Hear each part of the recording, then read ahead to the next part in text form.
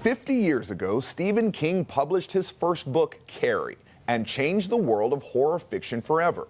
To mark the anniversary, he spoke exclusively with the Globe's living arts reporter, Mark Shanahan, who joins us now. Mark, Stephen King does not do a lot of interviews, so how'd you get him to talk? Well, I asked, but I also think that the Boston Globe, you know, King is a Mainer. He's a native of the state of Maine. The Globe, I think he considers to be sort of his hometown paper. And I was not optimistic, but then his guy said, yeah, he'll do it. For those who may not have read the book or seen the movie, what's the plot of Carrie?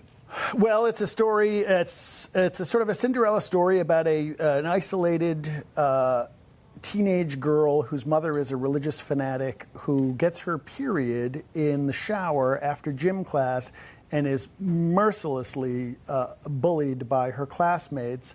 And what she discovers is that when she's experiencing stress, she can do things involuntarily with her mind. She's telekinetic. She's telekinetic. And that ultimately becomes kind of a horrific scenario for everyone. And as you spoke to him and had this conversation, what did he tell you about what Carrie meant to his whole career? Well, I was surprised to learn that he's kind of ambivalent about the book. And you can understand that. I mean, he's 26 when it comes out. He's 76 now. He's gotten a lot better at his job. But he also respects what it did for him.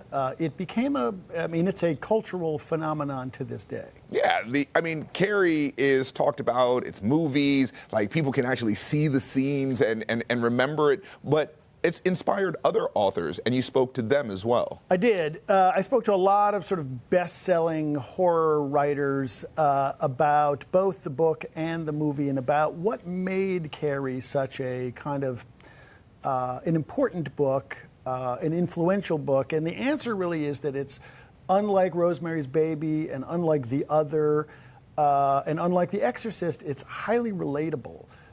You and I probably knew kids in high school who were shy, who were awkward, who were outsiders, and who may have been mocked or teased or bullied. Yeah, that was me. And that was me too. Yeah. So the point is that the book really spoke. I mean, Carrie is a very universal character, and she's also a very tragic figure. I mean, I think to this day, probably some people view her as a terrifying horror villain, but the truth is that she was a heartbreaking and tragic character.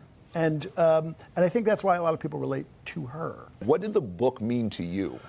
Well, I think I discovered immediately that horror is not my thing. That's what you said to Stephen? Nice to meet you, Mr. King. Horror is not my thing. I didn't, actually. But it's true. You know, the book is scary. I read it when I was 14 years old, and I did manage to get through, but it's a terrifying book, and I think anybody who's seen the movie, and I think many more people have seen the movie than have read the book, know that it's a very scary story. It's sort of a twisted Cinderella story that ends badly for everyone, and I just, it's not my thing. I don't get off getting scared. Isn't that what Stephen King is all about, though? I mean, like, when you find out you're going to interview Stephen King, right, are you nervous at all? Like, what did you think? I was, actually, and I was especially nervous when I got an email from his person saying, Steve will give you 30 minutes. And I was like, wow, okay. And I just knew that I had a lot of ground to cover. Fortunately, we were really focused very narrowly on this book. You know, he's written 60 books. He's sold 350 million copies. There's a lot that you could talk about. What I wanted to know was, who was he before the sort of hardscrabble beginnings, and then, how did he do this? How did it happen? And the answer is that it almost didn't happen, and it wouldn't have happened except that his wife, Tabitha, persuaded him to keep going when he had decided it was too hard. This story was too hard for him to tell. What is the image that we should take away from Stephen King? Because he's the master of horror, like, no pun intended, he's the king of horror. And as you said, 350 million copies, all of these books, all horror in that, in that genre, or twisty and scary and frightening. Is he twisty and scary and frightening? He really isn't.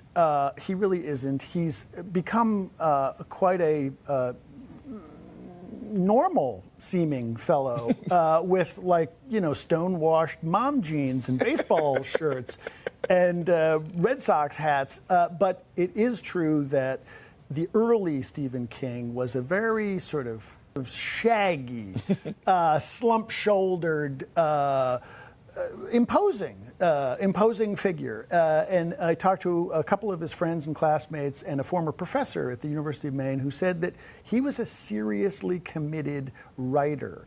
And that could be, when you combine that with all that hair, it could be a little intimidating. Well, I too am intimidated by all of that luxurious hair.